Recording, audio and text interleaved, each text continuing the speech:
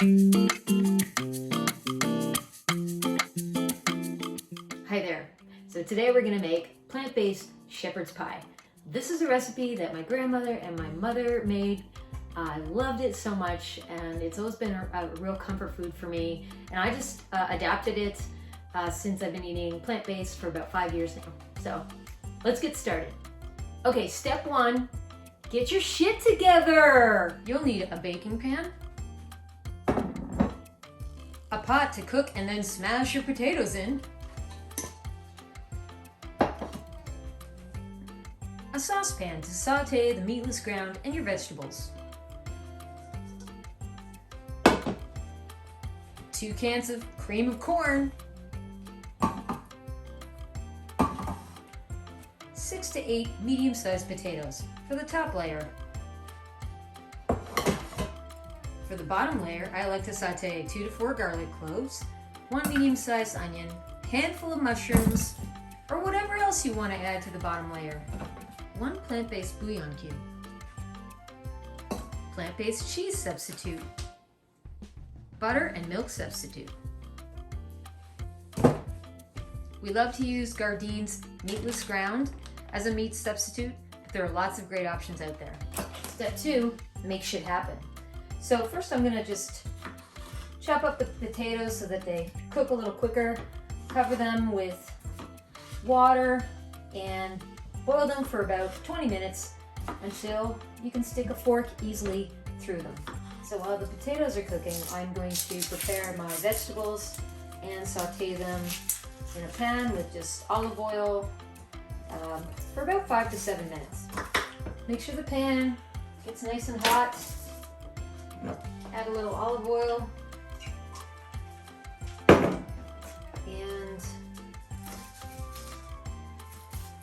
I'm doing a terrible job.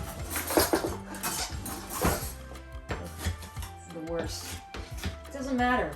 The point is, anybody can cook. Anybody that is old enough not to cut their fingers off with a knife, anyway. Now I'm just sauteing mushrooms, onions, and garlic. And during this time, I'm gonna add my bouillon cube. There we go. And also, what I'll do is add a little bit of the water from the potatoes just to help liquefy the bouillon cube. Okay, now I'm gonna take my meatless ground and just add it to the sauteed vegetables. And I don't want to overcook this. Once this is thawed, it's ready to add to the baking dish. Okay, I've turned off my stove and this mixture is ready to add to my baking dish. It's going to be the first layer of my shepherd's pie. I don't even add, I don't oil the pan or anything. It's not necessary.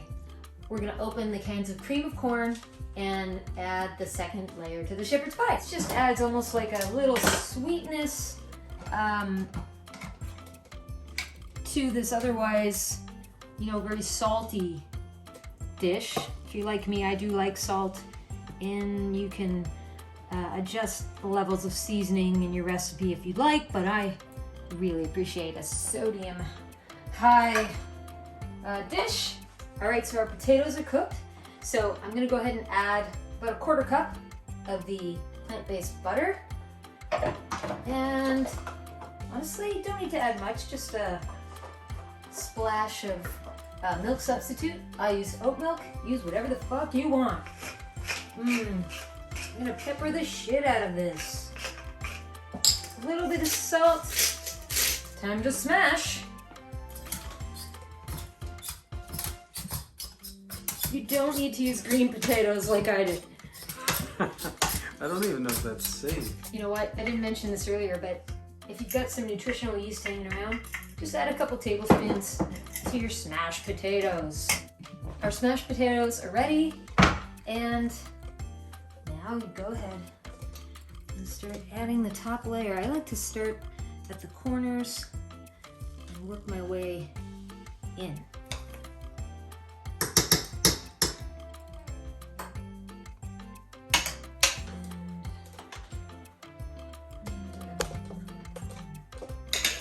All right, step 3 is to bake that shit.